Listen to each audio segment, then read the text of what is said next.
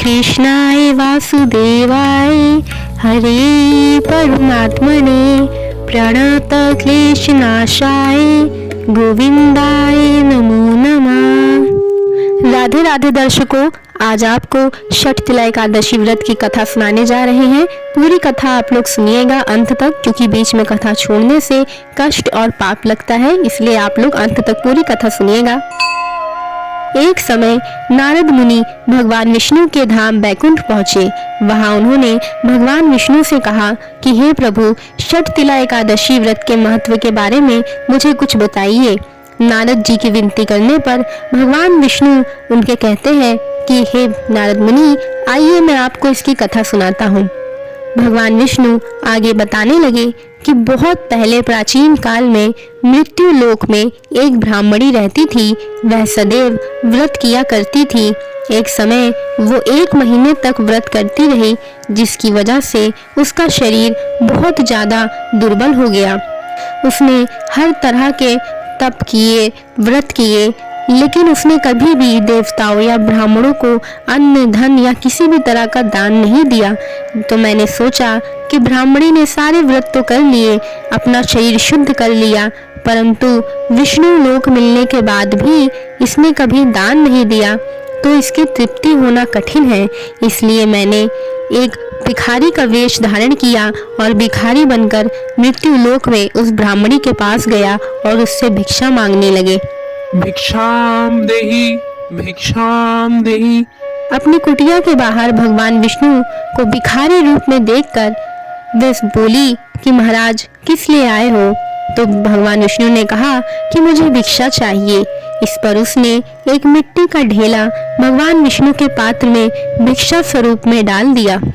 उस बुढ़िया को ये नहीं पता था कि ये कोई मामूली भिखारी नहीं, बल्कि तीनों लोक के स्वामी भगवान विष्णु हैं, त्रिलोकीनाथ हैं।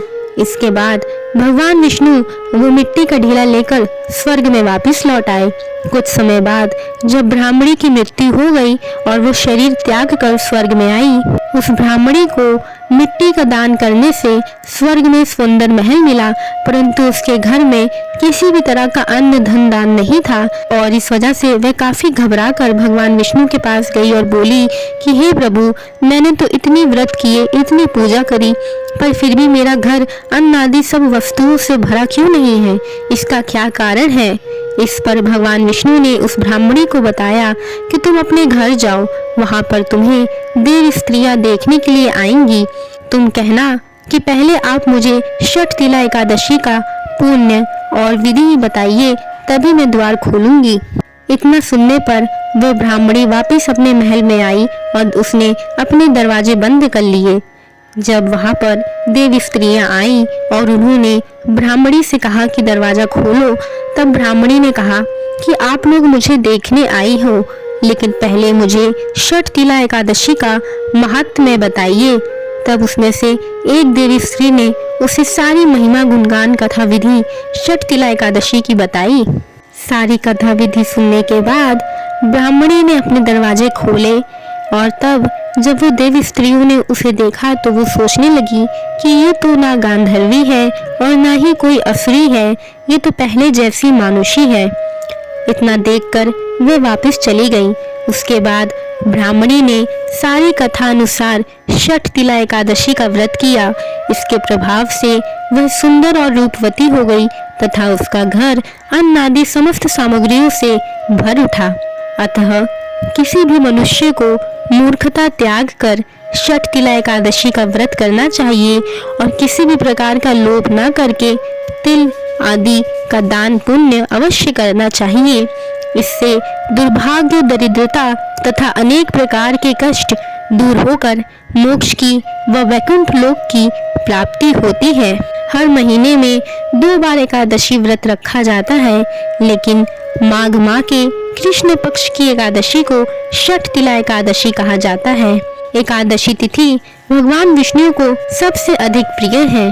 छठ तिला एकादशी के दिन जगत के पालनहार त्रिलोकीनाथ भगवान विष्णु और लक्ष्मी जी की पूजा अर्चना करने के और व्रत करने को बेहद शुभ माना जाता है। धार्मिक मान्यता के अनुसार छठ तिला एकादशी के दिन व्रत रखने और पूजा करने से श्री हरि की कृपा प्राप्त होती है और जीवन में कभी भी धन धान्य की कमी नहीं होती है। साथ ही धन लाभ के लिए छठ तिला एकादशी के दिन तिल का दान अवश्य करना चाहिए। तिल का विशेष महत्व होता है।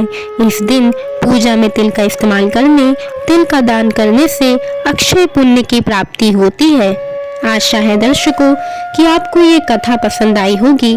अब आप लोग जितना हो सके इस कथा को आगे शेयर करिए ताकि और लोगों को छठ तिला एकादशी के महत्व और पुण्य के बारे में पता चले। और दर्शकों, यदि आपको ये कथा पसंद आई हो तो हमारी कथा को लाइक जरूर करिएगा, चैनल को सब्सक्राइब करके बेल आइकन दबाइएगा ताकि आपको आने वाली सभी वीडियो सबसे पहले मिल सके।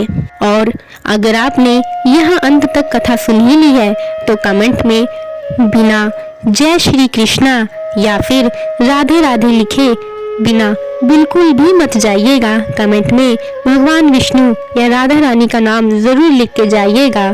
ना खर्चा लगता है ना पैसा लगता है, जय श्री कृष्णा बोलिए, बड़ा अच्छा लगता है। इसी के साथ ये वीडियो समाप्त करती हूँ और आइए हमारे साथ अंत में प्रार्थना कीजिए कि छठ तिला एकादशी की कथा सुनने और सुनाने वाले पर भगवान श्री हरि और माता लक्ष्मी की कृपा सदैव बनी रहे। ओम कृष्णाय वासुदेवाय हरे परमात्मने प्रणत क्लेशनाशाय गोविंदाय नमो